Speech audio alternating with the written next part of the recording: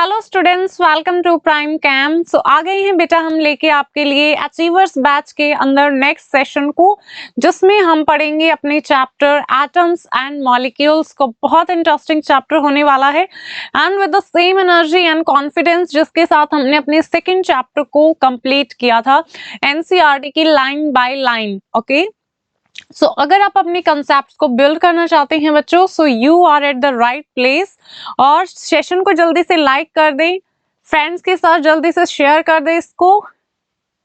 और अभी अगर आप नए चैनल से जुड़े हैं तो सब्सक्राइब कर लें और बेल आइकन को प्रेस कर लें to receive notification for new video update. So let's start without any delay. हाँ जी, तो देखिए, ancient Indian and Greek philosophers have always wondered about the unknown and unseen form of matter। तो देखिए, जो बेटा एंशियंट इंडियन और जो ग्रीक फिलोसफर्स थे, वो हमेशा से ही उनके अंदर ये डिजायर रहती थी, वो बहुत ज्यादा क्यूरियस रहते थे जानने के लिए जो हमें नहीं पता है फॉर्म ऑफ मैटर। ठीक है, मैटर की जो फॉर्म हमें नहीं पता है, जो नहीं देखी है, तो उनको जानने के लिए बहुत ज्यादा वो क्यूरियस रहते थे। एंड जो आइडिया है डिविजिबिलिटी का मैटर की was considered long back in India around 500 BC। And जो आइडिया है डिविजिबिलिटी का, मैटर जो है वो उसकी डिविजिबिलिटी का जो आइडिया वो कंसिडर किया गया बहुत पहले से इंडिया में 500 BC अराउंड। ओके, एंड जो इंडियन फिलोसफर्स थे Maharshi Karnad postulated that if we go on dividing matter, अगर हम बेटा मैटर को डिवाइड करते हैं, मैटर को यहाँ पर क्या बोला, पदार्थ। ठीक है, मैटर को हम क्या बोलते हैं, पदार्थ भी बोलते हैं। तो जो डिवाइड करते हैं मैटर को, we shall get smaller and smaller particles. हमें क्या ऑब्टेन होंगे, वहां पर छोटे छोटे पार्टिकल्स ऑब्टेन होंगे। Smaller and smaller particles we get. So यहाँ पर हमें छोटे छोटे पार्टिकल्स देखने को मिलेंगे। And ultimately a stage will come when, एक स्टेज आएगा जहां पर we shall come across the smallest particle beyond which further division will not be possible। ठीक है, स्मॉलेस्ट पार्टिकल डिवाइड होंगे स्मॉल पार्टिकल्स के अंदर, एंड एक ऐसा स्टेज आएगा जहां पर डिवीजन जो है वो बंद हो जाएगी। ओके, इसके बाद फर्दर हम डिवाइड नहीं कर सकते, जो डिवीजन है further will not be possible, वो पॉसिबल नहीं होगी। And he named this particles परमाणु। क्या नाम बोला उसका, परमाणु नाम बोला। उसके बाद हम डिवाइड नहीं कर सकते, उस टाइम पे बोला गया। एंड अनदर फिर इंडियन फिलोसफर्स आए, पखारू कातियामा elaborated this doctrine। इन्होंने ये जो इंडियन फिलोसफर्स थे, इन्होंने फर्दर फिर उसको इलाबोरेट किया। ओके, ये जो डॉक्ट्राइन, जो थ्योरी, प्रिंसिपल जो गिवन होता है, उसको और ज्यादा डिटेल उन्होंने किया। And said that these particles normally exist in a combined form. ये जो पार्टिकल्स हैं नॉर्मली कैसे एग्जिस्ट करते हैं, ये कंबाइनिंग फॉर्म में एग्जिस्ट करते हैं। ठीक है, कंबाइन होते हैं एक दूसरे के साथ में और ऐसे वो एग्जिस्ट करते हैं, ये बताया इन्होंने। And which give us various forms of matter, और जो हमें क्या देते हैं, अलग अलग मैटर की फॉर्म देते हैं। Okay, which gives various forms of matter. Next है around the same era ancient Greek philosophers आए, डेमोक्रिटस एंड ल्यूसिपस। उन्होंने क्या सजेस्ट किया, उन्होंने सजेस्ट किया बेटा, if we go on dividing matter, अगर हम मैटर को डिवाइड करते हैं तो a stage will come when particles obtain can't be divide further. तो एक स्टेज आएगा जहां पर हम पार्टिकल्स को फर्दर डिवाइड नहीं कर सकते। ठीक है, एक स्टेज आएगा, उसके बाद हम पार्टिकल्स को डिवाइड नहीं कर पाएंगे, उनको नहीं कर सकते हम divide. And Democritus called these individual particles atoms. And Democritus ने उनको क्या नाम दिया बेटा, उन इंडिविजुअल पार्टिकल्स को, जो इंडिविजुअल मतलब जो सिंगल होता है, ठीक है, सिंगल जो पार्टिकल्स, दैट कॉल्ड एटम, उनको बोला एटम मीनिंग इंडिविजुअल, सिंगल। इसके बाद हम फर्दर डिवाइड नहीं कर सकते। And all this was based on philosophical consideration. Philosophical considerations पे बेस्ड था बेटा सब कुछ मतलब थ्योरेटिकली चल रहा था। आज सच कोई एक्सपेरिमेंटल वहां पर हमें प्रूफ नहीं मिल रहे थे कि एक्सपेरिमेंटली ये सब चीजें हो रही थी, सब कुछ फिलोसफिकल कंसिडरेशंस पे हो रहा था, थ्योरेटिकल सब ऐसे बोल रहे थे। Okay, and not much experimental work is experimental work नहीं था टू वैलिडेट दीज आइडियाज। इन आइडियाज को वैलिडेट करने के लिए, ठीक है, प्रूव करने के लिए, कंफर्म करने के लिए कोई एक्सपेरिमेंटल अप्रोच नहीं थी उस time. So could be done till the 18th century, 18th century तक। But by the end of 18th century, जैसे जैसे 18th सेंचुरी का एंड आया, एंड में 18th सेंचुरी के साइंटिस्ट ने रिकॉग्नाइज किया किस चीज को, डिफरेंस जो है एलिमेंट्स एंड कंपाउंड्स का उनके बीच को, and naturally become interested in finding out how and why elements combine and what happens when they combine. बहुत ज्यादा फिर इंटरेस्टेड हो गया हमारे लिए फाइंड आउट करना कैसे और क्यों एलिमेंट्स कंबाइन करते हैं एंड क्या होता है जब वो कंबाइन करते हैं। इसके बाद एंटोनी एल लेवोइजियर, उन्होंने क्या किया बेटा, उन्होंने laid the foundation of chemical science. उन्होंने एक जो बेसिस होता है, एक जो बेस होता है केमिकल साइंस का, उसको उन्होंने पुट किया, ठीक है। उन्होंने फाउंडेशन एक रखा केमिकल साइंस का, एस्टैब्लिश करके, फॉर्म करके दो इंपॉर्टेंट लॉज को केमिकल कॉम्बिनेशन के। यहां तक क्लियर हो गई आपको सारी चीजें।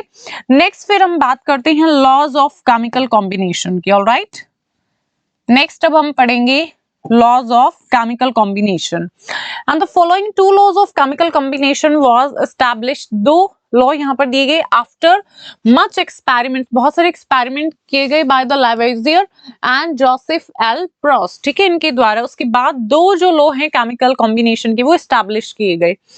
फर्स्ट यहाँ पर हम पढ़ते हैं law of conservation of mass, ठीक है, क्या है बेटा, law of conservation of mass है। And is there a change in mass, तो यहाँ पर बेटा एक एक्टिविटी है, is there a change in mass when a chemical change take place. क्या जब केमिकल चेंज होता है वहां पर मास के अंदर कोई चेंज आता है, ठीक है, जब केमिकल चेंज आता है तो क्या वहां पर मास के अंदर कोई चेंज आएगा। सो देखिए नेक्स्ट हमारे पास एक्टिविटी 3.1, इसमें क्या बोला है हमें, take one of the following sets X and Y of chemicals. कोई भी हमें एक सेट ले लेना है, ठीक है, फर्स्ट सेकंड थर्ड, इनमें से कोई भी बेटा आप एक सेट लो। प्रिपेयर करना आपको separately 5% solution any one pair of substance, ठीक है, किसी भी एक पेयर का आपको 5% सोल्यूशन लेना है अंडर एक्स एंड वाई, और किसमें 10 ml इन वाटर। उसके बाद little amount of solution of Y आपको कॉनिकल फ्लास्क में लेना है, and some solution of X in an ignition tube, ठीक है, little amount of solution Y की आपको कॉनिकल फ्लास्क में, ये जो हमारा फ्लास्क है इसके अंदर लेना है हमें क्या, वाई, ठीक है, इसमें हमें लेना है बेटा वाई। और इसके बाद हमें बोला है some solution of X in ignition tube, ये जो हमारी ट्यूब है, ठीक है, ये आपको इस तरीके से जो दिख रही है, इस ट्यूब के अंदर हमें क्या लेना है, एक्स को लेना है, सोल्यूशन ऑफ एक्स, यहाँ पर फ्लास्क के अंदर सोल्यूशन ऑफ वाई, ये हमारी स्मॉल इग्निशन ट्यूब है, ये हमारा कॉनिकल फ्लास्क है, एंड ये थ्रेड है, एंड ये जो ऊपर बेटा कवर्ड है ये दैट इज कॉर्क, ठीक है, ये क्या है बेटा, कॉर्क है। इसके बाद hang the ignition tube in the flask carefully, आपको केयरफुली जो इग्निशन ट्यूब है उसको फ्लास्क में इस तरीके से हैंग कर देना है, ओके। इसके बाद put a cork on the flask, अब ये जो कॉर्क है उसको आपको लगा देना है फ्लास्क के ऊपर, यहाँ पर कॉर्क को लगा देना है। नेक्स्ट देखिए, so weigh the flask with its contents carefully, आपको वे करना है, ठीक है। उसके बाद आपको टिल्ट एंड स्वेल करना है फ्लास्क को, so that solution of X and Y get mixed, ठीक है। उसके बाद बेटा मिक्स कर देंगे एक्स एंड वाई को, दोनों को, ठीक है, मिक्स कर देंगे। फिर दोबारा से आपको वेट करना है, ठीक है, दोबारा से देखना है what happens in the reaction flask. Reaction flask में क्या हो रहा है, तो हम कोई भी एक बेटा यहां से ले लेते हैं, फॉर एग्जाम्पल हम ले रहे हैं lead nitrate and sodium chloride को, तो यहाँ पर क्या होगा, बेसिकली हमें रिएक्शन को देखना है, रिएक्शन में क्या होगा। सो देखो यहाँ पर है लेड नाइट्रेट, लेड नाइट्रेट क्या होता है, पीबी, लेड होता है, नाइट्रेट PbNO3 होल ट्वाइस, ये क्या है बच्चों, लेड नाइट्रेट है, एंड साथ में सोडियम क्लोराइड होगा NaCl। सो यहाँ पर रिएक्शन होगी तो यहाँ पर क्या फॉर्म होगा, Pb, यहाँ पर आ जाएगा बेटा Cl2 एंड Na के साथ आ जाएगा NO3, NaNO3, यहाँ पर 2 आ जाएगा, ये हमारा एक्वस, एंड साथ में PbCl2, PbCl2, ये सॉलिड फॉर्म में पीपीटी की फॉर्म में हमें ऐसे मिलेगा, ओके। ये कैसे हमें मिलेगा, पीपीटी की फॉर्म में, प्लस ये एक्वस एंड प्लस में PbCl2 सॉलिड फॉर्म में, ठीक है, पीपीटी हमें ऑब्टेन होगी इसकी, PbCl2 के साथ में NaNO3, इसका हमें एक्वस सॉल्यूशन ऑब्टेन होगा एंड जो हमारे लेड क्लोराइड है वो हमें एज अ पीपीटी की फॉर्म में मिलेगा। सो ये हमारी बेसिकली बेटा रिएक्शन होगी। ऑलराइट, इसके बाद है ये हमारी रिएक्शन हो जाएगी। Do you think that a chemical reaction has taken place? तो देखिए हमने देखा केमिकल रिएक्शन हो रही है। Next, why should we put a cork on the mouth of the flask? हमने कोर्क को क्यों पुट किया है ना? क्यों पुट किया बेटा हमने कोर्क को? बिकॉज कॉनिकल जो फ्लास्क है उससे कोई भी गैस बाहर ना जाए या फिर जो हमारा सोल्यूशन है वो बाहर ना जाए फ्लास्क से। इसके बाद है does the mass of the flask and it's contents change? नहीं, कोई भी चेंज नहीं आएगा, नो चेंज, ठीक है, सेम रहेगा वो। सो यहाँ पर हमें क्या पता चल गया, लॉ ऑफ कंजर्वेशन ऑफ मास जो स्टेट करता है वही हमने देख लिया, कोई भी चेंज नहीं आ रहा है मास के अंदर। So mass can neither be created nor destroyed in a chemical reaction. So chemical reaction के अंदर बेटा ना ही तो मास क्रिएट किया जा सकता है ना ही मास को डिस्ट्रॉय किया जा सकता है, वो क्या रहता है हमारा, सेम रहता है। यही है हमारा law of conservation of mass. Mass can neither be created nor destroyed in a chemical reaction. Is it clear? चलते हैं अब नेक्स्ट पे। नेक्स्ट है बेटा लॉ ऑफ कांस्टेंट प्रोपोर्शंस। क्या है next? Law of constant proportions. अब लेवोइजियर थे अलॉन्ग विद अदर साइंटिस्ट, और साइंटिस्ट के साथ में नोट किया उन्होंने कि जो बहुत सारे कंपाउंड्स हैं वो कंपोज है किससे, दो या फिर उससे ज्यादा एलिमेंट्स से, and each such compound had the same element, और उनके पास सेम एलिमेंट है सेम प्रोपोर्शन के अंदर, ठीक है, सेम प्रोपोर्शन रहेगा irrespective of where the compound came from और हु प्रिपेयर्ड इट। मतलब डिपेंड नहीं करता कहां से वो लिया है, उसका सोर्स क्या है और किसने उसको प्रिपेयर किया है। मान लीजिए वहां पर वाटर फॉर्म हो रहा है, ठीक है, वाटर फॉर्म हो रहा है, CO2 फॉर्म हो रही है, तो ऐसा नहीं है कि इनका जो बेटा फॉर्मूला है, ठीक है, यहाँ पर जो एलिमेंट है वो हमारे चेंज हो जाएंगे, सेम एलिमेंट रहेंगे कंपाउंड के अंदर। ऐसा नहीं है वाटर में यहाँ पर H2O है, किसी और ने प्रिपेयर किया तो वहां पर H2O2 आ जाएगा, ऐसा नहीं है। अगर वाटर फॉर्म होगा तो बेटा हाइड्रोजन दो होंगे, ऑक्सीजन एक ही होगा, एंड जो इसकी प्रॉपर्टी है वही रहेंगी, चाहे सोर्स आप कहीं से भी आप इसको ले लो। ऑलराइट, ये उन्होंने नोट किया। इसके बाद है इन a compound such as water, like हम वाटर लेते हैं, जो रेशो रहती है mass of hydrogen to mass of oxygen, जो mass of hydrogen to mass of oxygen हमारी रेशो रहती है वो हमेशा 1:8 रहती है। कितनी रहती है बेटा? स्टू के अंदर 1:8 रहती है। एंड यहाँ पर what ever the source of water, चाहे वाटर का सोर्स कोई भी हो, जो बेटा रेशो है वाटर की वो क्या रहेगी, 1:8 रहेगी। ओके, एंड दस इन 9 gram of water is compose, अगर 9 ग्राम ऑफ वाटर को बेटा डिकम्पोज करते हैं हम, तो वहां पर 1 ग्राम तो हमें क्या मिलेगा, हाइड्रोजन, और 8 ग्राम हमें क्या मिलेगा, ऑक्सीजन, ऐसा होगा। Okay, similarly in case of ammonia, nitrogen and जो हाइड्रोजन है हमेशा वो प्रेजेंट होंगी किस रेशियो के अंदर, 14:3। ठीक, किस रेशियो में बेटा, 14:3 की रेशियो में प्रेजेंट होंगी। NH3 के केस में 14:3 ये हमारी रेशियो रहेगी। whatever the method or the source from which it is obtained, चाहे कोई भी मेथड हो, किसी भी मेथड से प्रिपेयर किया हो, कोई भी बेटा सोर्स हो, बट जो रेशियो है वो हमारी सेम रहेगी। कितनी रेशियो रहेगी, 14:3। In case of water 1:8। Okay, कोई भी सोर्स हो, किसी ने भी प्रिपेयर किया हो, किसी भी मेथड से किया हो, अगर ये ऑब्टेन होंगे तो रेशियो बेटा यही आएगी। ओके, इसके बाद है this lead to the law of constant proportions.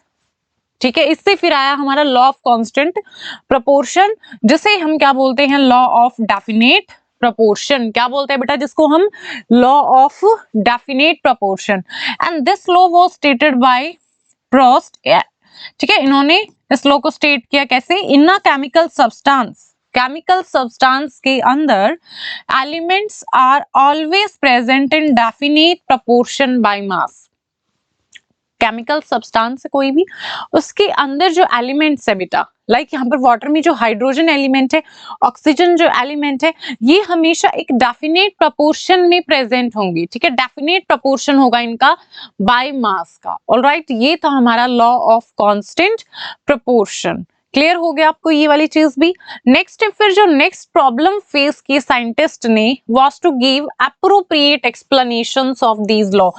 इन ये जो हमारी लॉस थी इनके एक एप्रोप्रिएट एक्सप्लेनेशन की, ठीक है, फिर ये हमारी प्रॉब्लम इन्होंने फेस की कि ये प्रॉब्लम अब आ रही है, इनकी एप्रोप्रिएट एक्सप्लेनेशन कैसे दी जाए इन लॉस की। So British chemist John Dalton ने क्या किया बेटा, प्रोवाइड किया एक बेसिक थ्योरी, ठीक है, इन्होंने एक बिल्कुल बेसिक थ्योरी बताई मैटर की नेचर की, मैटर का नेचर कैसा है उसके बारे में। So Dalton picked up the idea of divisibility of matter. Dalton ने क्या पिक किया, आइडिया जो है डिविजिबिलिटी ऑफ मैटर का, कि मैटर जो है वो डिवाइड करते हैं। Alright, so which was till then just a philosophy, जो उस टाइम पे क्या थी, जस्ट एक फिलॉसफी थी, एक थ्योरेटिकल हमारी कंसिडरेशन थी, कोई एक्सपेरिमेंटल वर्क से वो प्रूवन नहीं थी, है ना, एक्सपेरिमेंटल उससे एक्सपेरिमेंट से वो वैलिडेट नहीं थी। So which was till then just a philosophy and he took the name atoms, ठीक है, एटम्स नेम लिया, given by the Greeks and said that the smallest particle of matter are atoms. जो smallest particle है matter की वो क्या है, atoms है। And his theory was based on the law of chemical combination. इनकी जो थ्योरी थी वो किसके ऊपर बेस्ड थी, लॉ ऑफ केमिकल कॉम्बिनेशन के ऊपर। एंड डाल्टन जो एटॉमिक थ्योरी है उन्होंने प्रोवाइड की explanation for the law of conservation of मास। तो इन्होंने क्या किया बेटा, इन्होंने थ्योरी प्रोवाइड की, डाल्टन एटॉमिक थ्योरी जो है वो प्रोवाइड करती है एक्सप्लेनेशन किस चीज की, for the law of conservation of mass and for the law of definite proportions. Clear हो गया यहाँ तक? ओके, इसके बाद बेटा जॉन डाल्टन है, बोर्न हुए थे पुअर वीवर्स फैमिली में, है ना, जो बुनाई का काम करते हैं, 1766 के अंदर इंग्लैंड में। And he began his career as a teacher. As a teacher इन्होंने अपने कैरियर को स्टार्ट किया था एट द एज ऑफ 12, ठीक है, 12 की एज से। And 7 years later he became a school principal. 7 साल बाद वो क्या बनेगी, स्कूल के principal. And in 1793 Dalton left for Manchester to teach mathematics, ठीक है, वो यहाँ पे चले गए थे मैथमेटिक्स को टीच करने के लिए, फिजिक्स केमिस्ट्री को कॉलेज के अंदर। And he spent most of his life there teaching and researching, और मोस्ट ऑफ जो उन्होंने टाइम अपना लाइफ का वहीं पे दिया, टीच करने में और रिसर्च करने में। एंड इन 1808 के अंदर he presented his atomic theory. 1808 के अंदर इन्होंने अपनी थ्योरी को प्रेजेंट किया। And which was the turning point in the study of matter, जो कि बेटा मैटर की स्टडी के अंदर एक टर्निंग पॉइंट था। सो करते हैं बेटा स्टार्ट पढ़ना डाल्टन एटॉमिक थ्योरी को। So according to Dalton atomic theory, all matter, जितने भी मैटर बेटा सभी, वेदर एन एलिमेंट, चाहे एलिमेंट है, चाहे कंपाउंड है, चाहे मिक्सचर है, वो कंपोज्ड होता है छोटे पार्टिकल्स से, ठीक है, कंपोज्ड ऑफ स्मॉल पार्टिकल्स, जिनको क्या बोलते हैं, एटम्स बोलते हैं। क्या बोलते हैं बेटा, एटम्स बोलते हैं। एंड जो पोस्टुलेट है इस थ्योरी के may be stated as follows. First postulate क्या है, ऑल मैटर, सभी जो मैटर है वो मेड अप है किसी very tiny particles called atoms, बहुत छोटी सी पार्टिकल्स है जिनको क्या बोल रहे हैं बेटा, हम एटम्स बोल रहे हैं, सभी जो मैटर है, ठीक है। इसके बाद है विच पार्टिसिपेट इन केमिकल रिएक्शन, जो पार्टिसिपेट करते हैं किसके अंदर, केमिकल रिएक्शन के अंदर। उसके बाद है second postulate, atoms are individual particles, मतलब वो सिंगल पार्टिकल्स हैं, which can't be created and destroyed in a chemical reaction, मतलब जिनको हम केमिकल रिएक्शन के अंदर बेटा ना ही तो प्रोड्यूस कर सकते हैं, ना ही उनको हम डिस्ट्रॉय कर सकते हैं, ना ही तो उनको क्रिएट किया जा सकता है, ना ही उनको डिस्ट्रॉय किया जा सकता है इन अ केमिकल रिएक्शन। ये थी हमारी सेकेंड पोस्टुलेट। नेक्स्ट है फिर थर्ड पोस्टुलेट, जो एटम्स हैं गिवन एलिमेंट के, किसी भी गिवन एलिमेंट के बेटा जो एटम्स हैं वो आइडेंटिकल होते हैं मास के अंदर। किसी भी एलिमेंट को आप ले, लाइक हाइड्रोजन है बेटा, कार्बन है, नाइट्रोजन है, ऑक्सीजन है, एलिमेंट के जो एटम्स होंगे बेटा वो क्या होंगे, उनके पास आइडेंटिकल मास होगा, सिमिलर मास रहेगा, ठीक है। एंड केमिकल प्रॉपर्टीज, ठीक है, उनका जो मास है वो भी सिमिलर रहेगा एंड केमिकल प्रॉपर्टीज भी सिमिलर रहेंगी जो एलिमेंट्स के एटम्स होंगे। सो ये थी हमारी थर्ड पोस्टुलेट। नेक्स्ट है फिर fourth postulate, atoms of different elements. पहले हमने बात की किसी भी गिवन एलिमेंट की, अब डिफरेंट एलिमेंट, अलग अलग एलिमेंट की हम बात कर रहे हैं, उनके पास डिफरेंट मास होगा एंड केमिकल प्रॉपर्टी भी डिफरेंट होगी। अगर देखिए यहाँ पर ऑक्सीजन है, यहाँ नाइट्रोजन है, यहाँ पर इन एलिमेंट के ये वाले एटम है, ये वाला एटम है, तो इन दोनों के पास क्या है बेटा, मास भी अलग होगा एंड इनकी जो केमिकल प्रॉपर्टीज हैं वो भी क्या होंगी, डिफरेंट होंगी। इसके बाद है एटम्स जब कंबाइन करते हैं in the ratio of small whole numbers. जो एटम्स है वो कंबाइन करते हैं तो वो किस तरीके से कंबाइन करते हैं, सिंपल होल रेशियो में वो कंबाइन करते हैं in the ratio of small whole numbers to form compounds. बिल्कुल छोटा वहां पर क्या होगा, होल नंबर होता है हमारा, ऐसा नहीं कि फ्रैक्शन में होता है। लाइक हमारा वाटर बन रहा है, HCl है, H2SO4 है, ऑलराइट, इसी तरीके से KCl है। तो जितने भी हमारी बेटा एटम्स ये कंबाइन हो रहे हैं, आप देख रहे हो वो किस रेशियो में हो रहे हैं, बिल्कुल स्मॉल होल नंबर्स में हो रहे हैं, फ्रैक्शन भी नहीं आ रहा है यहाँ पर। लाइक 2.3 नहीं है, 1.4 नहीं है, 6.7 नहीं है, बिल्कुल स्मॉल है पहली बात, और होल नंबर्स में है, फ्रैक्शन में नहीं है। सो एटम्स कंबाइन होते हैं in the ratio of small whole numbers and यहाँ पर जो रिलेटिव नंबर एंड जो काइंड्स ऑफ एटम्स है वो कांस्टेंट रहते हैं किसी भी गिवन कंपाउंड के अंदर। यहाँ तक आपको समझ में आ गया। नेक्स्ट देखो, जो रिलेटिव नंबर है एंड जो काइंड ऑफ एटम्स है, जो एटम्स है बेटा वो हमारे कांस्टेंट रहेंगे किसी भी गिवन कंपाउंड के अंदर। अब देखो लाइक HCl है, अब वहां पर हाइड्रोजन ही रहेगा, क्लोरीन ही रहेगा। अब ऐसा नहीं है क्लोरीन की जगह ब्रोमीन आ जाए तो आप बोलोगे ये हाइड्रोजन क्लोराइड है, नहीं बेटा, उसकी जो प्रॉपर्टीज होंगी HBr की जो होंगी वो अलग हो जाएंगी। ओके, सो यहाँ पर हम बोल रहे हैं जो रिलेटिव नंबर रहेगा और वहां पर एक ही Cl आएगा, वहां पर अलग नहीं हो सकता, वहां पर डिफरेंट नहीं हो सकता। H2SO4 वहां पर H3SO4 नहीं हो सकता, वो कुछ फिर अलग हो जाएगा। वहां पर जो जितने एटम है उतने ही बिल्कुल, ठीक है। सो काइंड रिलेटिव नंबर, जो नंबर है उनका वो भी, और काइंड ऑफ एटम्स जो है, मतलब जिस टाइप का वहां पर एटम है, लाइक H2O है, वहां पर ऑक्सीजन ही, हाइड्रोजन ही होना चाहिए, हाइड्रोजन 2 ही होनी चाहिए, ऑक्सीजन 1 ही होना चाहिए। ऐसे नहीं है कि ऑक्सीजन 2 हो जाएंगे या फिर हाइड्रोजन की जगह हमारा ड्यूटेरियम आ जाएगा, कोई भी आ जाएगा, ब्रोमीन आ जाएगा, ठीक है, लिथियम आ जाएगा, सोडियम आ जाएगा, नहीं, वो फिर अलग हो जाएंगे। अगर हमारे पास कोई भी गिवन कंपाउंड है तो उसमें जितने एटम है वो भी सेम रहेंगे, फिक्स रहेंगे, बिल्कुल हम चेंज नहीं कर सकते। और जो हमारी एलिमेंट है वो भी जिस तरीके का एलिमेंट है, काइंड ऑफ जो हमारे एटम्स होंगे वो भी हमारी सेम रहेंगी। सो रिलेटिव जो उनका नंबर है वो भी एंड जो काइंड ऑफ एटम्स है वो भी कांस्टेंट होते हैं किसी गिवन कंपाउंड में, देख लिया हमने। इसके बाद you will study in the next chapter that all atoms are made up of still small particles. यहाँ पर तो हम बोल रहे हैं कि जो एटम है वही स्मॉल पार्टिकल्स हैं, इसके बाद हम डिवाइड नहीं कर सकते, बट हमें पता है बेटा कि जो एटम है उनको हम डिवाइड कर सकते हैं फर्दर। क्या होते हैं वहां पर और भी छोटे पार्टिकल, इलेक्ट्रॉन्स होती हैं, प्रोटॉन्स होती हैं, न्यूट्रॉन्स होते हैं, ठीक है, ये सब होते हैं। तो देखिए इसके बाद है what is an atom. Next हम स्टडी करेंगे एटम बेसिकली होता क्या है, एटम क्या है। So have you ever observed a mason building walls? From these walls a room, then a collection of rooms to form a building. देखिए जब भी कोई बेटा बिल्डिंग तैयार होती है तो वहां पर क्या होता है, सबसे पहले बताओ क्या होता है, देखा होगा आपने किसी भी बिल्डिंग को तैयार होते हुए। क्या होता है सबसे पहले, शाबाश, सबसे पहले ईंटों से क्या होता है बेटा, एक दीवार बनती है ना, पहले एक दीवार बनती है, फिर ऐसे ही जब दीवार रिपीट होती है चारों साइड से तो क्या बनता है, वहां पर एक रूम तैयार होता है ना। पहले एक दीवार होती है, दीवार से फिर रूम बनता है एंड ऐसे ही रूम बार बार जब रिपीट होते हैं फिर क्या बनती है, पूरी हमारी बिल्डिंग तैयार होती है ना। सबसे पहले क्या था, वहां पर वॉल्स थी, उसके बाद कलेक्शन ऑफ रूम्स होंगी, कलेक्शन ऑफ रूम से क्या होगा, फिर हमारी बिल्डिंग तैयार होती है। पहले वॉल के बाद फिर रूम तैयार होता है, रूम के बाद फिर क्या होता है बेटा, वहां पर हमारी बिल्डिंग तैयार होती है कलेक्शन ऑफ रूम से, ठीक है, बहुत सारे रूम्स होंगे फिर वो फॉर्म करेंगे बिल्डिंग को।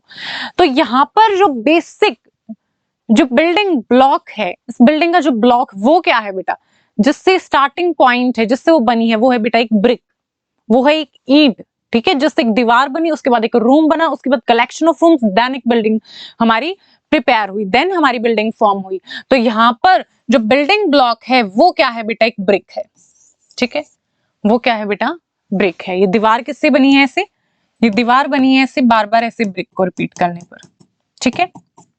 तो यहाँ पर अगर हम बिल्डिंग ब्लॉक बोलें, ऐसे दीवार बनेगी, उसके बाद फिर रूम पूरा तैयार हो जाएगा, एंड ऐसे ही कलेक्शन ऑफ रूम से हमारी होती है बिल्डिंग।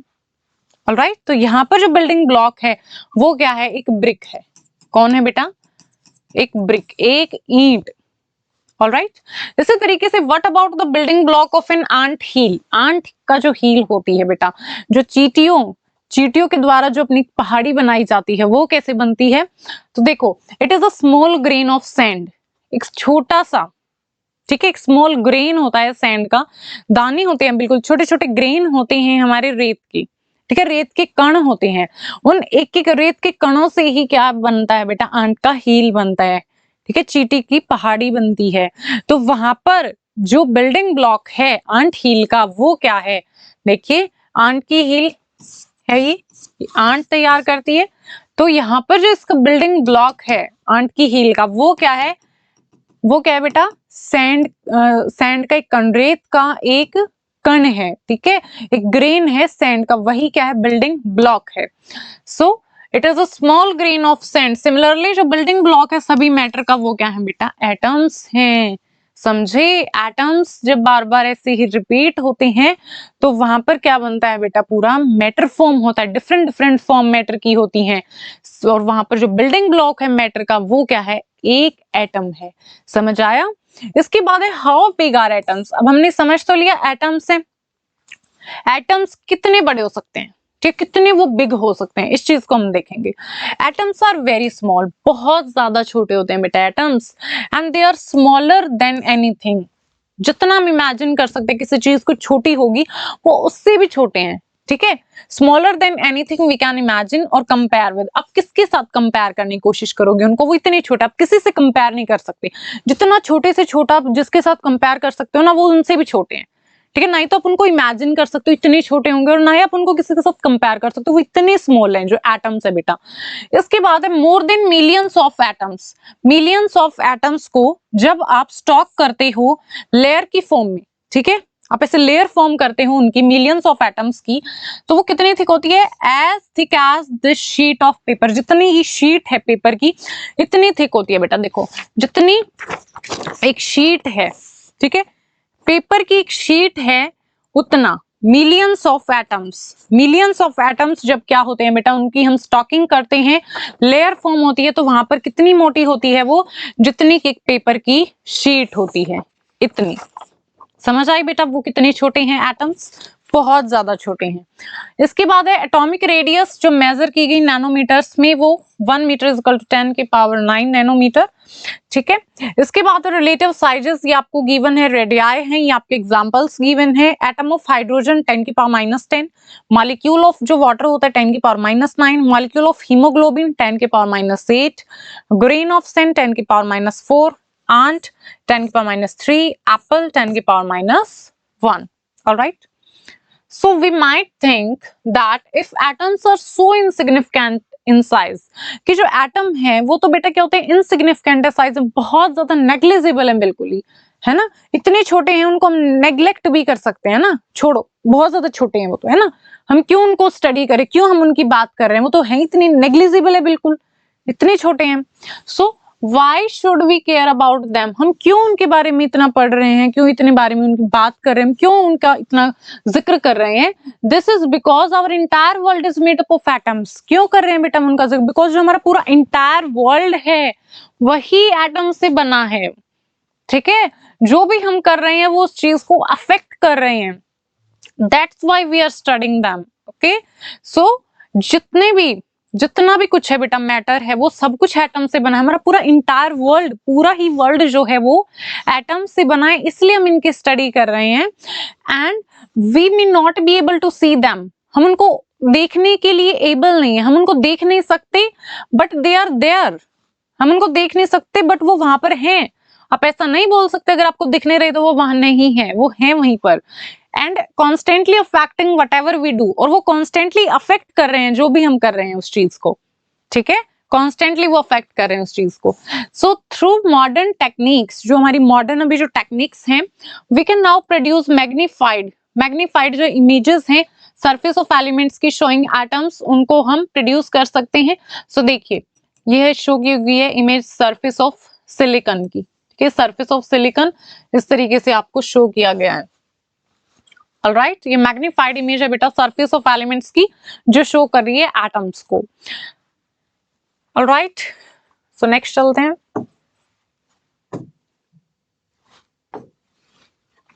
नेक्स्ट फिर what are the modern day symbols of atoms of different elements, ठीक है, अलग अलग एलिमेंट्स के जो सिंबल है एटम्स के उनको हम देखेंगे अभी जो हम यूज करेंगे। So Dalton was the first scientist, Dalton जो थे बेटा वो पहले साइंटिस्ट थे, फर्स्ट साइंटिस्ट थे जिन्होंने क्या किया, जिन्होंने सिंबल्स को यूज किया for elements in a very specific sense. कौन थे सबसे पहले, डाल्टन थे। So when he used a symbol for an element he also meant a definite quantity of that element. वो किसी भी सिंबल का यूज करते थे तो उनके लिए वहां पर उनका मतलब था एक डेफिनिट क्वांटिटी एलिमेंट की, ठीक है। सो वो यूज करते थे डेफिनिट क्वांटिटी को उस एलिमेंट के लिए, that is one atom of that element, मतलब उनका क्या होता था, एक एटम उस एलिमेंट का। बर्जेलियस ने सजेस्ट किया कि जो सिंबल्स हैं एलिमेंट्स के वो कैसे होने चाहिए, या तो एक या फिर दो लेटर होना चाहिए एलिमेंट का नाम, उनके जो सिंबल हैं वो कैसे होने चाहिए, या तो एलिमेंट का जो नाम है उनका एक लेटर हो या फिर क्या हो, दो लेटर हो उसके एलिमेंट के नेम के, ऐसे उनके सिंबल्स होने चाहिए, बर्जेलियस ने सजेस्ट किया। ये बेटा सिंबल्स कुछ एलिमेंट्स के जो प्रपोज किए थे डाल्टन ने, ये हाइड्रोजन का, phosphorus, copper, gold, carbon, sulphur, lead, platina, oxygen, iron, silver, mercury, ठीक है, ये कुछ सिंबल्स एलिमेंट्स के जो प्रपोज किए थे डाल्टन ने। उसके बाद आया in the beginning the name of elements were derived from the name of the place where they were found for the first time. अब शुरू शुरू में क्या हुआ बेटा, जब हम नेमिंग करने लगे एलिमेंट्स की तो वो कैसे करते थे हम, नेम ऑफ द प्लेस, ठीक है, उस जगह का नाम जहां से भी वो हमें ऑब्टेन हुआ है, जहां से भी हमें पहली बार मिला है। फॉर एग्जाम्पल जो नेम है कॉपर का वो टेकन फ्रॉम साइप्रस, ठीक है, वहां से लिया गया। कुछ जो नाम है वो लिए गए स्पेसिफिक कलर्स से, फॉर एग्जाम्पल गोल्ड लिया गया फ्रॉम द इंग्लिश वर्ड जिसका मीनिंग है येलो, ठीक है, गोल्ड वॉज टेकन, गोल्ड लिया गया नाम जिसका मतलब येलो होता है। एंड नाउ डेज जो आईपिक सिस्टम है बेटा हमारा, ठीक है, आईपिक का मतलब क्या है, International Union of Pure and Applied Chemistry, अभी जो हम यूज कर रहे हैं। So IUPAC is an international scientific organization, ये एक इंटरनेशनल बेटा ऑर्गेनाइजेशन है, साइंटिफिक ऑर्गेनाइजेशन है जो अप्रूव करती है नेम को, एलिमेंट्स के सिंबल्स को भी और यूनिट्स को भी, यही अप्रूव करती है। इसके बाद है many of the symbols are the first one और two letters of the elements name, ठीक है, जो हमारे सिंबल्स रहेंगे वो क्या होते हैं, फर्स्ट वन या तो एक या फिर दो जो लेटर्स होते हैं एलिमेंट्स के नेम के इंग्लिश में। जो फर्स्ट लेटर है सिंबल का उसको हमेशा हम कैपिटल लेटर में लिखेंगे, ठीक है, ये आपको अब ध्यान देने वाली बात है बेटा, बिल्कुल ध्यान से सुनो। देखो फर्स्ट जो लेटर है सिंबल का उसको आप हमेशा कैसे लिखोगे, कैपिटल लेटर में लिखोगे, बड़े, ठीक है, बड़े वर्ड में लिखोगे, बड़ा लिखोगे। एंड सेकंड लेटर को आप हमेशा छोटा लिखोगे, स्मॉल लेटर में लिखोगे, लोअर केस, ये अपर केस, ये lower case. For example hydrogen है, आपने इसको ऐसे लिख दिया।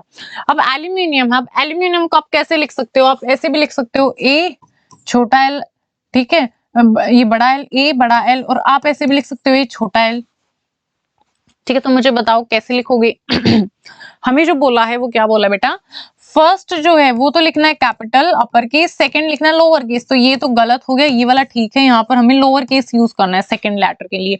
फर्स्ट लेटर जो है सिंबल का उसको हमेशा कैपिटल, एंड जो सेकंड लेटर है उसको हमेशा स्मॉल लिखना है आपको, स्मॉल लेटर से। फॉर एग्जाम्पल जो एल्यूमिनियम है बेटा यहाँ पर आपको एग्जाम्पल दिया हुआ है, ऐसे आपको लिखना है, ऐसे नहीं लिखना है। कोबाल्ट CO ऐसे लिखना, आपको ऐसे लिखना है, लाइक आप ऐसे लिखोगे, ठीक है, लोअर केस स्मॉल में, आप ऐसे नहीं लिखोगे, ऐसे बड़ा नहीं, ये गलत हो जाएगा, ठीक है, ये आपका ठीक है। ऑलराइट, समझ में आ गया। इसके बाद सिंबल्स हैं कुछ एलिमेंट्स के फॉर्म किए गए from the first letter of the name and a letter appearing letter in the name, ठीक है, बाद में जो आ रहे हैं। एग्जांपल्स हैं इनके क्लोरीन लाइक C, L यहाँ पर हम यूज कर रहे हैं, L बाद में आ रहा है यहाँ पर, ठीक है, C और L। जिंक में लाइक Z और N, ये हमने यूज किया है। अदर जो सिंबल है have been taken from the name of elements, ठीक है, कहां से, Latin, German and Greek. For example symbol जो है आयरन का वो Fe होता है, ठीक है। सो यहाँ पर तो IRON है, बट जिसका सिंबल है बेटा वो क्या है, हमारा Fe है। इसको कहां से लिया गया, लेटिन नेम फेरम से इसको लिया गया, ठीक है। तो इसलिए Fe हम बोलते हैं इसको, Fe इसका सिंबल होता है। इसी तरीके से सोडियम Na होता है, इसका नाम कैसे लिया गया, नेट्रियम, ठीक है, इसलिए Na लिया गया। उसके बाद पोटाशियम इज K, कहां से, कैलियम, ओके। तो इसलिए इसका जो सिंबल है वो K होता है। Therefore, each element has a name and a unique chemical symbol. तो इसलिए हर एक एलिमेंट के पास नेम होता है और एक उनका सिंबल होता है, केमिकल यूनिक उनके पास केमिकल सिंबल होता है। इसके बाद नेक्स्ट आते हैं बेटा, ये कुछ सिंबल्स आपको कुछ एलिमेंट्स के दिए गए हैं, and the about table is given you to refer to whenever you study about elements, ठीक है। ये आपको दी गई है टेबल, एंड आपको मेमोराइज नहीं करना है, एक बार में ही आपको इन सभी को क्या करना है, मेमोराइज नहीं करना है। With the passage of time आपको ये चीज क्या हो जाएगी बेटा, एंड रिपीटेड यूज, जैसे बार बार आप इसको यूज करोगे तो आपको ऑटोमेटिकली आपको ये सिंबल्स जो है वो लर्न हो जाएंगे। तो देखो सिंबल्स, देखिए एलिमेंट एल्यूमिनियम है, इसका जो सिंबल है वो क्या होता है, एल्यूमिनियम का Al होता है, एंड आर्गन का Ar, बेरियम का है Ba, बोरोन का B, ब्रोमीन का है Br, कैल्शियम का Ca, कार्बन का C, क्लोरीन का Cl, कोबाल्ट का CO, एंड एलिमेंट यहाँ पर कॉपर है, इसका Cu होता है, फ्लोरीन का F, गोल्ड का Au, हाइड्रोजन का H, आयोडीन का है I, आयरन का है Fe, लेड का है Pb, मैग्नीशियम का Mg, नियॉन का Ne, इस तरीके से नाइट्रोजन का है N, ऑक्सीजन का O, पोटाशियम का K, सिलिकॉन का Si, सिल्वर का Eg, सोडियम का Na, सल्फर का S, यूरेनियम का U, जिंक का Zn। ऑलराइट, तो ये सभी हमारे एलिमेंट्स हैं एंड इनके बेटा सिंबल है। क्लियर हो गया। इसके बाद है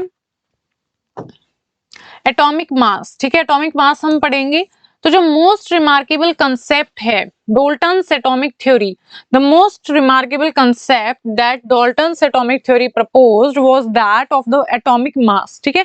जो मोस्ट रिमार्केबल कंसेप्ट बेटा जो डॉल्टन्स एटॉमिक थ्योरी ने प्रपोज किया वो क्या है, हमारे लिए एटॉमिक मास है। तो अकॉर्डिंग टू हिम, उनके अकॉर्डिंग क्या है, हर एक जो एलिमेंट है उनके पास एक कैरेक्टरिस्टिक एटॉमिक मास है, ठीक है। उनका एक डेफिनेट एक कैरेक्टरिस्टिक उनके पास बेटा मास है। सो यहाँ पर जो थ्योरी है could explain the law of constant proportion so well that scientists were promoted to measure the atomic mass of an atom, and since determining the mass of an individual atom was a relatively difficult task, ठीक है। हमारे लिए determine करना मास एक individual atom का बेटा, हर एक individual atoms का हमारे लिए बहुत डिफिकल्ट है। एंड इसके बाद है relative atomic masses were determined, कैसे डिटरमाइन किए गए रिलेटिव एटॉमिक मास, यूज करके law chemical combinations and the compound formed. Let us take the example of a compound like carbon monoxide form हुआ है, कैसे हुआ है, कार्बन एंड यहाँ पर बेटा oxygen, and it was observe experimentally that 3 gram of carbon, जब 3 gram carbon combine होता है किसके साथ में, 4 ग्राम ऑफ ऑक्सीजन के साथ में, तो यहाँ पर फॉर्म करता है वो कार्बन मोनोक्साइड। क्या फॉर्म करता है बेटा, कार्बन मोनोक्साइड फॉर्म करता है। And in other words carbon combine with 4/3 times its mass of oxygen, ठीक है। कार्बन कितना कंबाइन कर रहा है, 4/3 टाइम्स मास ऑफ ऑक्सीजन की। इसके बाद है suppose we define the atomic mass unit abbreviation as AMU, ठीक है, but according to the IUPAC recommendations इसको अब हम U से रिप्रेजेंट करते हैं, U हम राइट करते हैं यूनिफाइड यूनिट, यूनिफाइड मास, ठीक है। U हम इसको राइट करते हैं as equal to the mass of 1 carbon atom, किसके इक्वल है ये, mass of 1 carbon atom. And then we would assign carbon an atomic mass of 1.0 U and oxygen an atomic mass of 1.33 U. So however it is more convenient to have these numbers as whole numbers, ठीक है। इनको हमें use करना हमारे लिए convenient कब होगा, जब होल नंबर्स होंगे या फिर नियर टू होल नंबर होगा। And while searching for various atomic mass units scientist ने इनिशियली किसको लिया, 1/16 of the mass of atom, ठीक है, ऑफ नेचुरली अकरिंग ऑक्सीजन, जो हमारी नेचुरली अकरिंग ऑक्सीजन है उसका 1/16 of the mass of atom, उसको हमने एज यूनिट यूज किया, ठीक है। सबसे पहले किसको हमने यूज किया बेटा, ऑक्सीजन को, 1/16 ऑफ मास ऑफ ऑक्सीजन को हमने यूज किया बेटा एज अ यूनिट, ठीक है। उसको हमने यूनिट की तरह यूज किया, 1/16 जो मास है एटम का, जो हमारा नेचुरली अकरिंग ऑक्सीजन है उसका। And this was considered relevant due to two reason. इसके दो रीजन थे, हमने इसको लेने के दो रीजन थे बेटा। फर्स्ट रीजन था कि जो ऑक्सीजन है वो रिएक्ट करता है बहुत सारे एलिमेंट्स के साथ में और फॉर्म करता है कंपाउंड। इसके बाद ये जो एटॉमिक मास यूनिट है ये हमें जो मास देता है मोस्ट ऑफ एलिमेंट्स का वो होल नंबर्स में देता है, और हम भी यही चाहते हैं ना होल नंबर में आए इसमें, तो वो दे रहा था, तो इसलिए दो रीजन थे हमारे इसको लेने के। However in 1961 for a universally accepted atomic जो मास यूनिट है वो बेटा कार्बन 12 आइसोटॉप। किसको चूज किया गया? कार्बन 12 आइसोटॉप को, पहले ऑक्सीजन था उसके बाद फिर कार्बन 12 जो आइसोटॉप है उसको चूज किया गया as the standard reference for measuring atomic mass. किसको मेजर करने के लिए? एटॉमिक मास को मेजर करने के लिए स्टैंडर्ड जो रेफरेंस है किसको चूज किया गया? कार्बन 12 को चूज किया गया बेटा। ओके, एंड आइसोटॉप ये आप पढ़ोगे आगे, ठीक है। आइसोटॉप क्या होता है जस्ट आप याद रखिए, कार्बन 12 आइसोटॉप का यूज किया गया। उसके बाद है वन एटॉमिक मास यूनिट क्या होता है? Is a mass unit equal to exactly 1/12 the mass of one atom of carbon 12। Carbon 12 का बेटा एक एटम, ठीक है, एक जो एटम होगा उसका 1/12 जो मास है उसको हमने यूज किया वन एटॉमिक मास यूनिट, ठीक है। One atomic mass unit 1 AMU किसको बोल रहे हैं हम? मास यूनिट जो कि इक्वल होगा एग्जैक्टली 1/12 किसके? मास के वन एटम ऑफ कार्बन 12, ठीक है। 1/12 the mass of one atom, one atom किसका?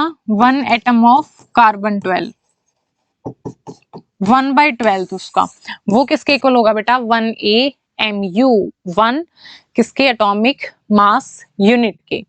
उसके बाद जो रिलेटिव एटॉमिक मास है सभी एलिमेंट्स का have been found with respect to an atom of carbon 12। उसके बाद विद रिस्पेक्ट टू जो हमारे एटम है कार्बन 12 का उसके रिस्पेक्ट में सभी का जो मास है बेटा, रिलेटिव एटॉमिक मासेस हैं उनको सभी एलिमेंट्स के फाउंड किया गया। इसके बाद imagine a fruit seller selling fruits, ठीक है। हम इमेजिन कर रहे हैं एक जो फ्रूट सेलर है वो सेल कर रहा है फ्रूट्स को without any standard weight with them him. उसके पास कोई भी ऐसा स्टैंडर्ड वेट नहीं है जिसके साथ वो मेजर करे। ही टेक्स अ वाटरमेलन, वो क्या लेता है बेटा? वाटरमेलन लेता है एक, okay. And says this has a mass equal to 12 units. उसके पास मास कितना है बेटा? 12 यूनिट्स। 12 वाटरमेलन यूनिट्स और 12 फ्रूट्स मास यूनिट्स भी हम बोल सकते हैं। इसके बाद he makes 12 equal piece of watermelon, ये इसने वाटरमेलन लिया, इसके इस तरीके से उसने क्या किया बेटा? 12 पीस कर लिए, ठीक है। 12 उसने ऐसे वाटरमेलन के टुकड़े कर लिए, ठीक है। एक तरबूज लिया उसके बेटा 12 हिस्से कर लिए, समझ आ रहा है? एक लिया तरबूज उसके 12 हिस्से कर लिए, 12 इक्वल पीसेस कर लिए। And find the mass of each fruit he is selling. And find किया जो मास है किसका? हर एक फ्रूट का जो वो सेल कर रहा है relative to mass of one piece of the watermelon, इसके रिलेटिव में, ठीक है। इसका जो मास है उसकी, ठीक है। इन 12 में से एक उठाया, ठीक है, उस एक को स्टैंडर्ड मान लिया, उससे फिर कंपेयर दूसरों का देख रहे हैं, ठीक है। तो relative to mass of one piece, इसके मास की, ठीक है, एक पीस के मास के रिलेटिव हम औरों का देखेंगे। Now he sells his fruit by the relative fruit mass. अब ये क्या करेगा? सेल करेगा अपने फ्रूट्स को रिलेटिव जो फ्रूट मास यूनिट है ये जो है एक पीस। ऑलराइट, इसी तरीके से हम यहाँ पर ले रहे हैं बेटा 1/12 मास ऑफ वन एटम। तो ऐसे ही क्या है? कार्बन 12 है, 12 एटॉमिक नंबर है बेटा। तो कार्बन 12 का यहाँ पर जो मास होगा एक एटम का, ठीक है, 1/12 हम ले रहे हैं। So one atomic mass unit किसके इक्वल है? इज अ मास यूनिट जो कि इक्वल होगी एग्जैक्टली 1/12, 1/12वां हिस्सा किसका? मास of one atom of carbon 12, ठीक है। क्लियर हो गया? इसके बाद है सिमिलरली जो रिलेटिव एटॉमिक मास होगा बेटा एटम का ऑफ एन एलिमेंट, उसको हम कैसे डिफाइन करेंगे? कैसे डिफाइन करोगे आप?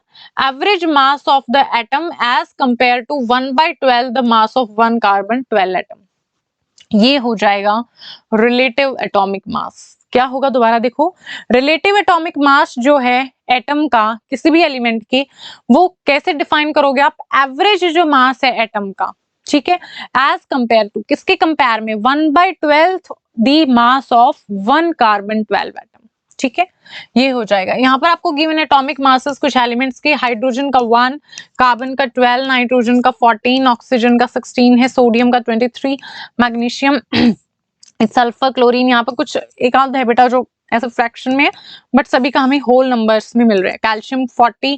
ओके, उसके बाद है how do atoms exist. Next हम पढ़ते हैं कैसे जो एटम है बेटा वो एग्जिस्ट करते हैं। अब हम उनके बारे में स्टडी करेंगे। How do atoms exist. Atoms जो है मोस्ट एलिमेंट्स के वो एबल है एग्जिस्ट करने में इंडिपेंडेंटली, इंडिपेंडेंट, ठीक है, अपना अपनी मौत से वो इंडिपेंडेंटली आराम से क्या करें बेटा एग्जिस्ट कर रहे हैं, ठीक है, सिंगल है वो एग्जिस्ट कर रहे हैं।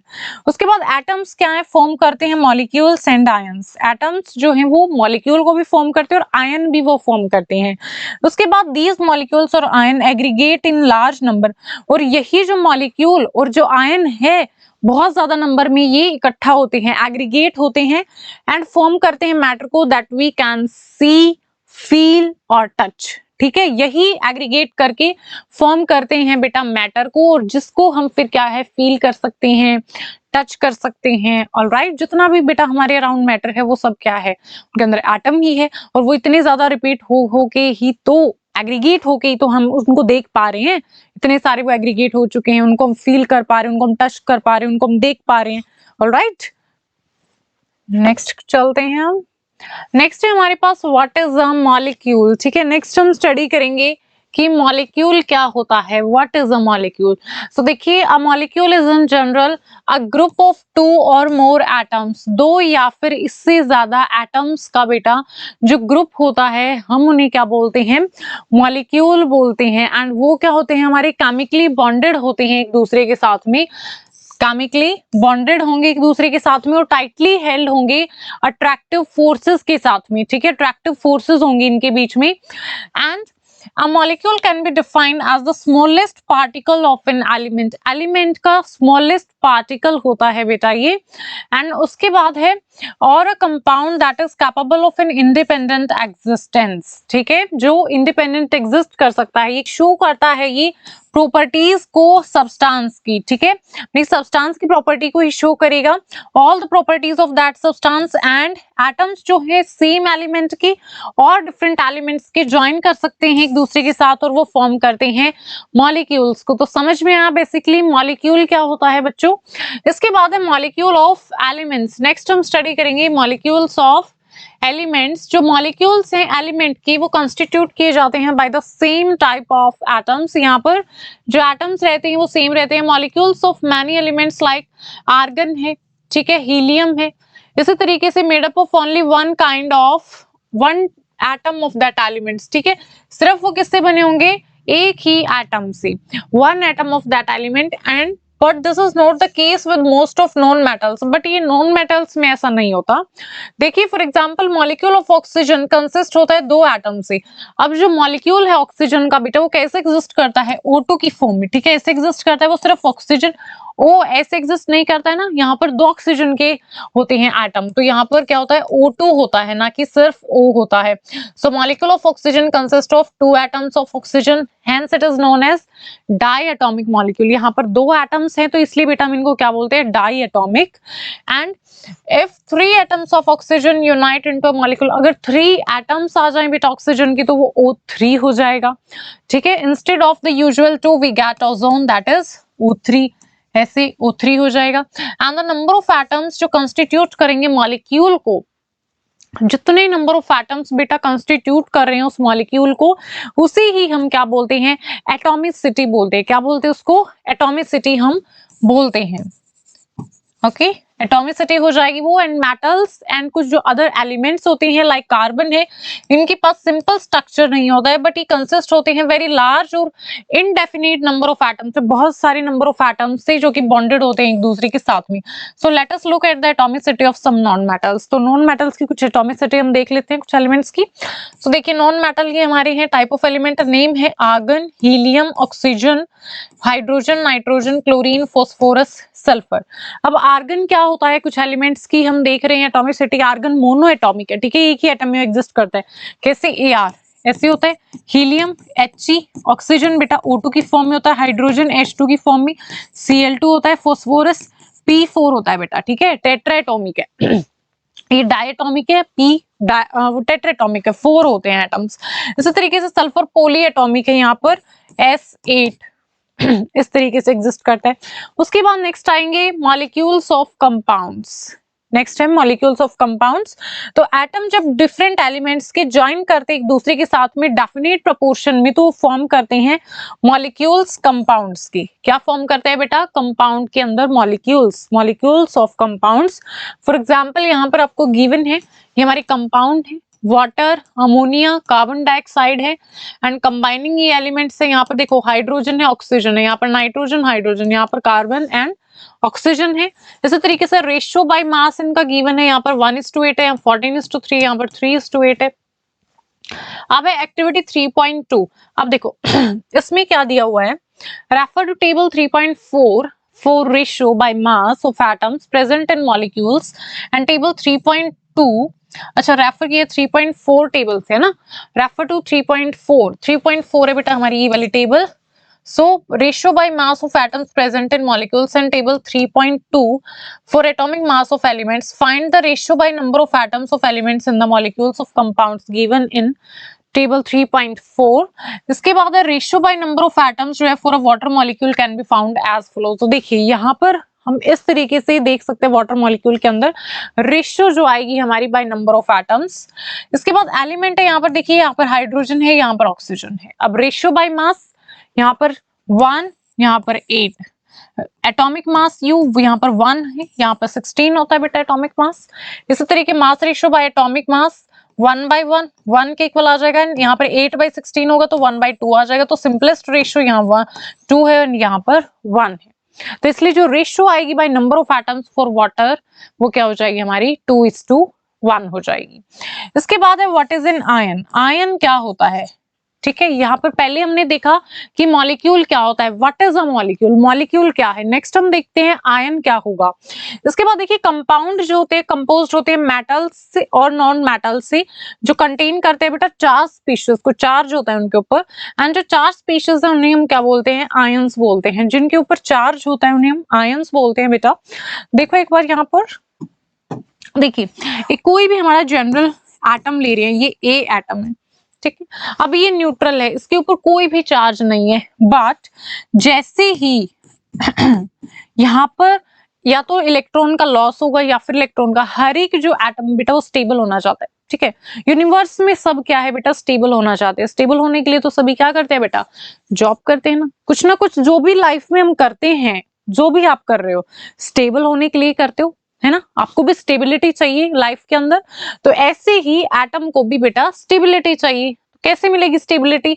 या तो उसके पास इलेक्ट्रॉन की कमी हो जब वो अनस्टेबल होगा, या फिर इलेक्ट्रॉन उसके पास ज्यादा हो जब, तो वो एक इलेक्ट्रॉन को दे सकता है या फिर एक इलेक्ट्रॉन को ले सकता है जब उसकी स्टेबिलिटी आ जाएगी, है ना, स्टेबल हो जाएगा वो। तो यहाँ पर या तो इलेक्ट्रॉन का बेटा लॉस होगा या फिर इलेक्ट्रॉन का यहाँ पर गेन होगा, ठीक है, एटम के द्वारा।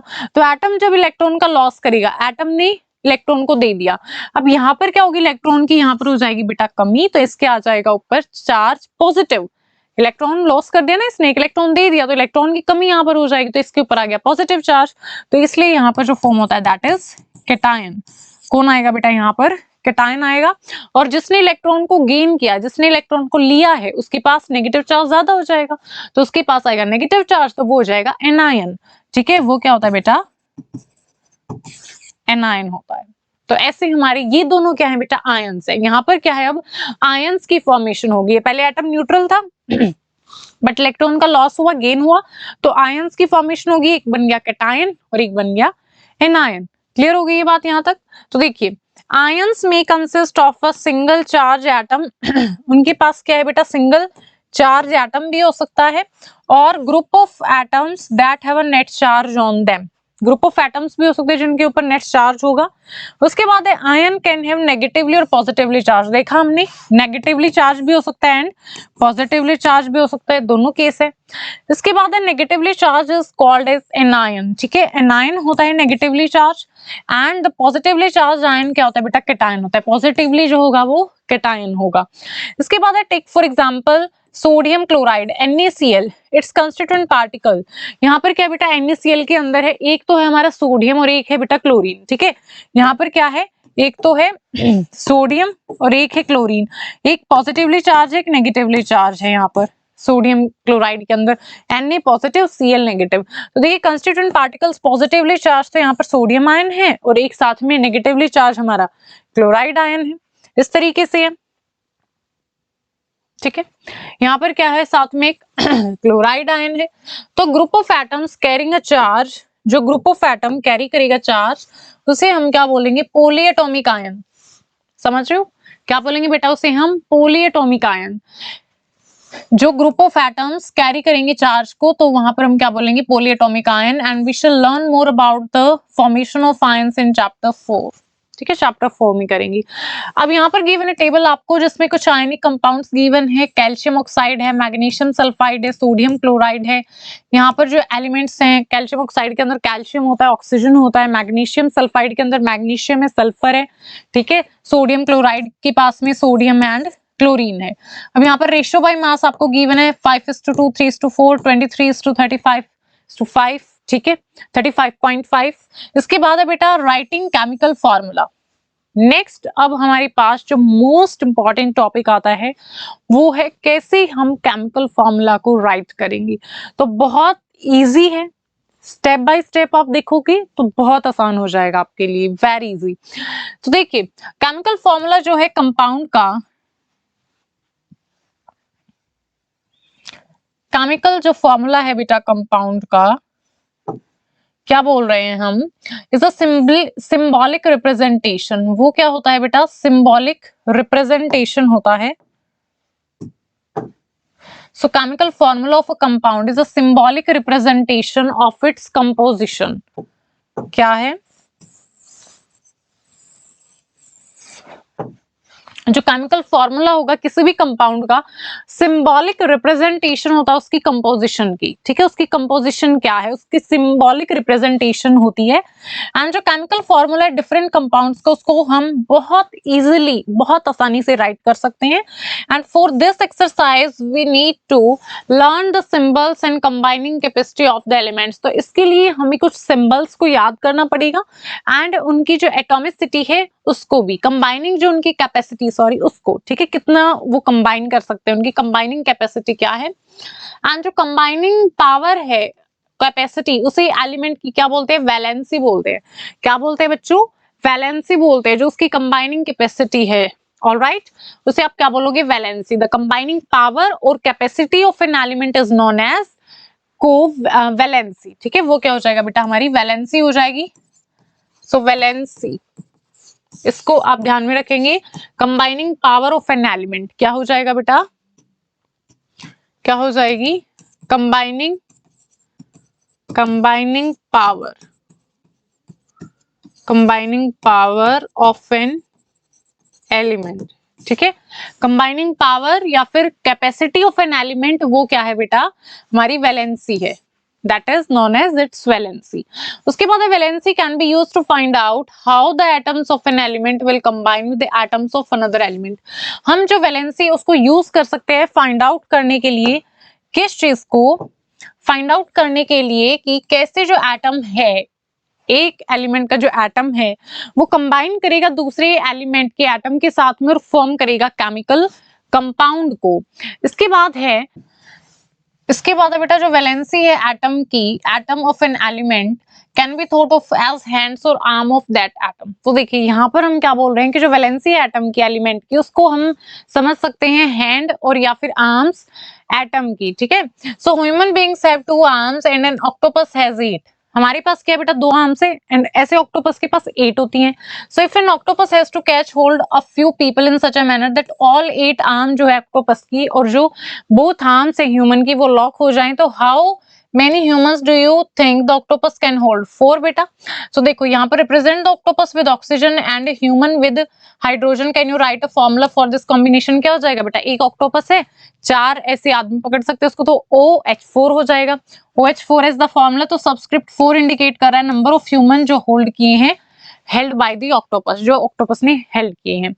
and the valency of some common ions are given in table 3.6। ये कुछ आपको वैलेंसीज गिवन है। ठीक है, नेम एंड सिंबल्स हैं कुछ आयंस की। इसके बाद we will learn more about valency in the next chapter में हम पढ़ेंगे। ऑलराइट, नेक्स्ट देखिए,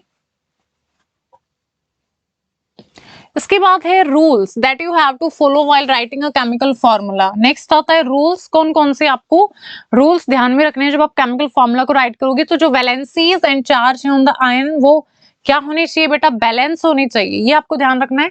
एंड कंपाउंड जो कंसिस्ट होना चाहिए मेटल और नॉन मेटल से, जो नाम एंड सिंबल है मेटल के वो आपको पहला लिखना है, ठीक है, फर्स्ट आपको मेटल के लिखने हैं। उसके बाद फॉर एग्जांपल कैल्शियम ऑक्साइड, तो यहाँ पर जो कैल्शियम है वो क्या मेटल है, तो कैल्शियम पहले उसके बाद ऑक्सीजन। सोडियम क्लोराइड में मेटल जो है सोडियम है, क्लोरीन नॉन मेटल है, तो सोडियम पहले, ठीक है, मेटल पहले आएगी। तो NaCl आयन, सल्फाइड में लाइक FeS है, CuO है, कॉपर ऑक्साइड है।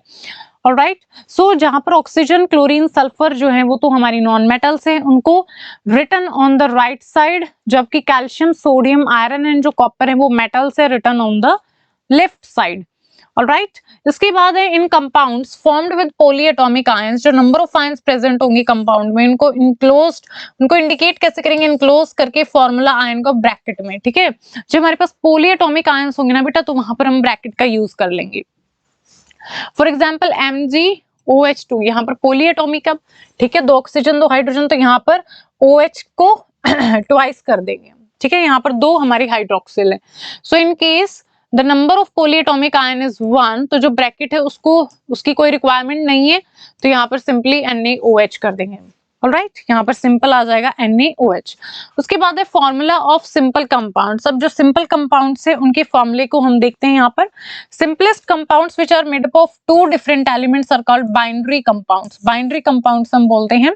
वैलेंसी कुछ आयंस की गिवन है टेबल 3.6 के अंदर। You can use these to write formula for compounds, and while writing the chemical formula for compounds we write the constituent elements and their valencies, ठीक है, यहाँ पर वैलेंसीज और उनके एलिमेंट्स को हम लिखेंगे। And then we must cross over the valency of combining atom, उसके बाद क्रॉस ओवर कर देंगे तो हमारे पास फॉर्मूला आ जाएगा। तो फॉर्मूला ऑफ सोडियम क्लोराइड है, अब यहाँ हाइड्रोजन क्लोराइड सॉरी, ठीक है, HCl है। अब यहाँ पर वैलेंसी क्या है, हाइड्रोजन की भी 1 है, क्लोरीन की 1 है। यहाँ पर ऐसे क्रॉस ओवर कर दोगे तो यहाँ पर क्या आ जाएगा बेटा 1 1, तो आप इसको 1 1 है तो राइट नहीं करोगे, जब भी चल जाएगा तो HCl ऐसे, ठीक है, ऐसे हम राइट कर देंगे। इस तरीके से फॉर्मूला जो कंपाउंड का वो क्या आ जाएगा, HCl आ जाएगा। फॉर्मूला हाइड्रोजन सल्फाइड का आपको लिखना है। अब हाइड्रोजन का तो यहाँ पर क्या है बेटा 1 है, सल्फाइड का बेटा 2 है, तो क्रॉस यहाँ पर ऐसे क्रॉस करोगे तो H2 ऐसा आ जाएगा, ये हो जाएगा, ठीक है, H2S आ जाएगा। इसके बाद है कार्बन टेट्राक्लोराइड का कार्बन है, ये हमारी 4 क्लोरीन है। अब यहाँ पर सिंपल क्लोरीन आप लोगे, 4 क्लोरीन है। अब क्या करोगे आप, यहाँ पर एक क्लोरीन और एक कार्बन। अब कार्बन की जो वैलेंसी कितनी है बेटा 4 है, क्लोरीन की क्या है बेटा 1 है, ठीक है। अब आप क्या कर दोगे, क्रॉस ओवर कर दोगे इस तरीके से, यहाँ पर हमने क्रॉस कर दिया तो यहाँ पर क्या आ जाएगा CCl4, ये आ जाएगा हमारे पास, ठीक है, CCl4 आ गया। And for magnesium chloride we write the symbol of cation, ठीक है। मैग्नीशियम के ऊपर कितना चार्ज है बेटा 2 पॉजिटिव चार्ज है। First followed by the symbol of anion Cl negative, then their charges are criss cross to get the formula. Then इनके charge क्या हम करने हैं, क्रिस क्रॉस करने हैं। अब Mg पे क्या है बेटा +2, क्लोरीन पे क्या है -1, Mg पे क्या है +2 है, क्लोरीन पे क्या है बेटा -1 है, तो ऐसे क्रॉस कर दो आप, तो कितना हो जाएगा यहाँ पर MgCl2, तो आ गया बेटा MgCl2, ठीक है। And in magnesium chloride there are 2 chloride ions for each magnesium, ठीक है, हर एक मैग्नीशियम के लिए क्या बेटा 2 क्लोराइड आयन होंगे एक मैग्नीशियम के लिए। And positive negative charges must balance each other, और यहाँ पर जो चार्ज है बेटा वो बैलेंस होनी चाहिए। ऐसे नहीं 2 पॉजिटिव चार्ज है 1 नेगेटिव चार्ज है, फिर 2 नेगेटिव चार्ज है 1 पॉजिटिव चार्ज है, 1 positive 1 negative, 2 positive 2 negative, 3 positive 3 negative, बिल्कुल बैलेंसिंग होनी चाहिए यहाँ पर। एंड जो ओवरऑल स्ट्रक्चर है वो न्यूट्रल होना चाहिए, ठीक है, उसके ऊपर कोई भी चार्ज नहीं होना चाहिए positive negative. And note that in the formula जो चार्ज है on the ions are not indicated, ठीक है, यहाँ पर इंडिकेट नहीं किए हुए। इसके बाद है some more examples. Formula for aluminium oxide, अब यहाँ पर एल्यूमिनियम का +3 चार्ज, ऑक्सीजन का -2, तो करो क्रॉस कितना आ जाएगा यहाँ पर Al2O3, तो आ गया फॉर्मूला Al2O3। कैल्शियम ऑक्साइड के लिए ऐसे सिंबल क्या है, कैल्शियम का Ca, ऑक्साइड का O है, यहाँ पर चार्ज यहाँ पर +2 है, यहाँ पर -2 है, तो यहाँ पर देखो कितना आ जाएगा, यहाँ पर 2 यहाँ पर 2, तो कैंसिल भी हो जाएगा, ये Ca2O2 है, तो यहाँ से 1 1 आ जाएगा, तो CaO जस्ट हम राइट कर लेंगे, ठीक है। सो यहाँ पर देखो हेयर जो वैलेंसी है 2 एलिमेंट्स की वो सेम है, So you may arrive at the formula Ca2O2 and but we simplify the formula CaO, ऐसे हो जाएगा। क्लियर हो गया ये भी। नेक्स्ट देखिए,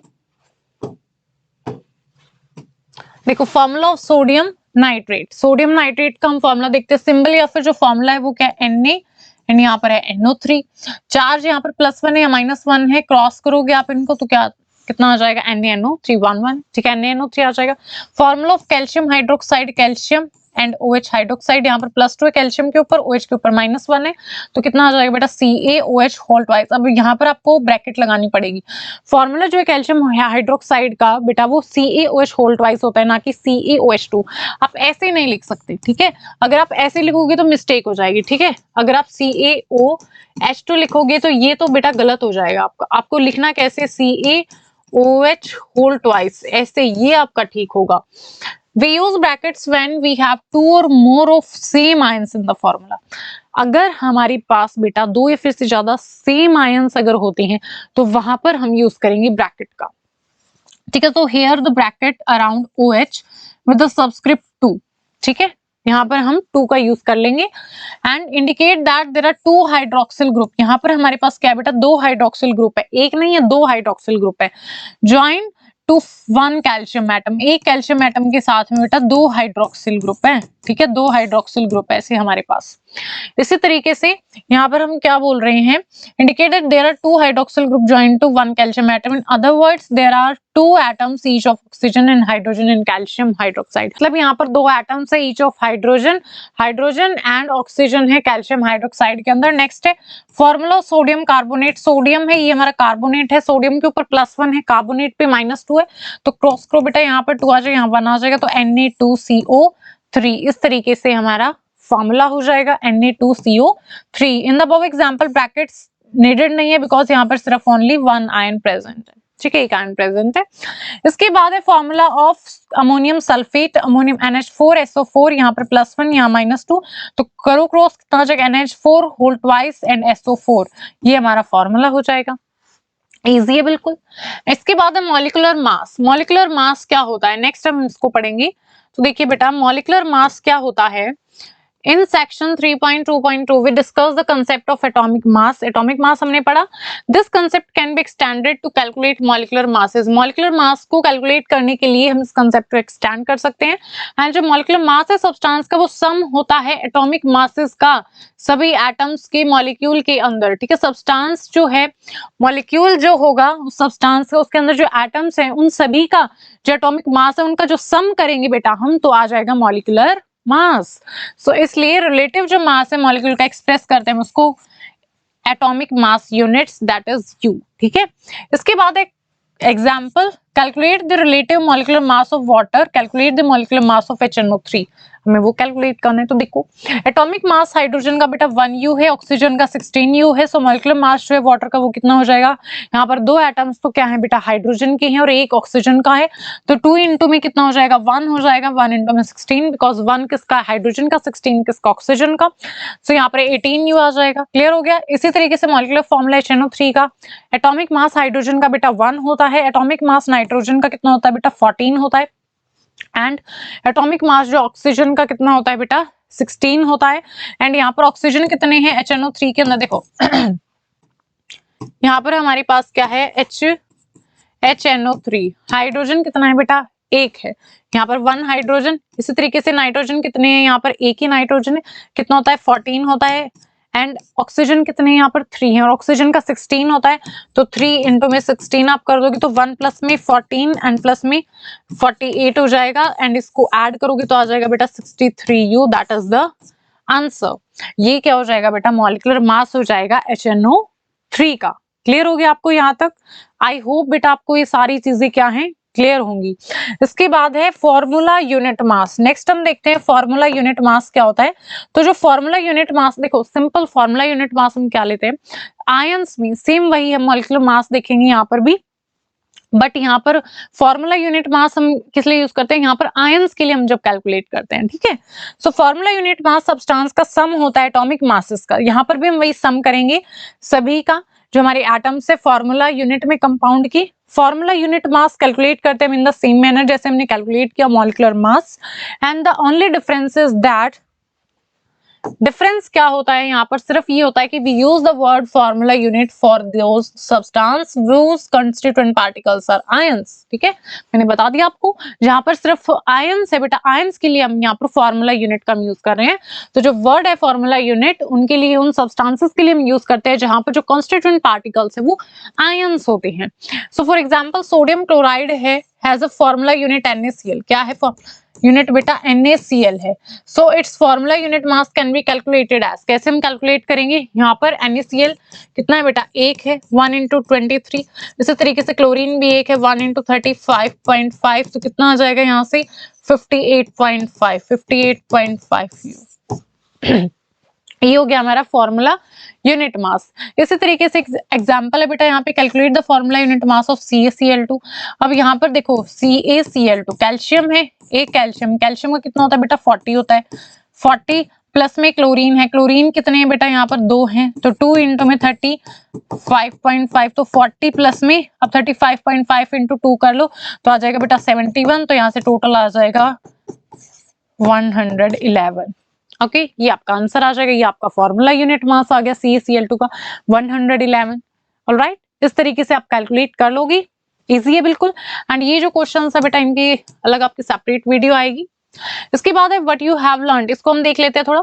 ड्यूरिंग अ केमिकल रिएक्शन, जब एक केमिकल रिएक्शन होती है तो क्या होता है? Sum of the mass of the reactants and products remains unchanged. जो सम है बेटा मासेस का रिएक्टेंट प्रोडक्ट की, वो अनचेंज रहता है। देख लिया हमने, चेंज नहीं होता है वो, एंड इसे हम क्या बोलते हैं? लॉ ऑफ कंजर्वेशन ऑफ मास। यही क्या है हमारा? Law of conservation of mass है। इसके बाद है ना प्योर केमिकल कंपाउंड, एलिमेंट्स हमेशा प्रेजेंट होते हैं एक डेफिनेट प्रोपोर्शन में बाय मास। ये है हमारा लॉ ऑफ डेफिनेट प्रोपोर्शंस।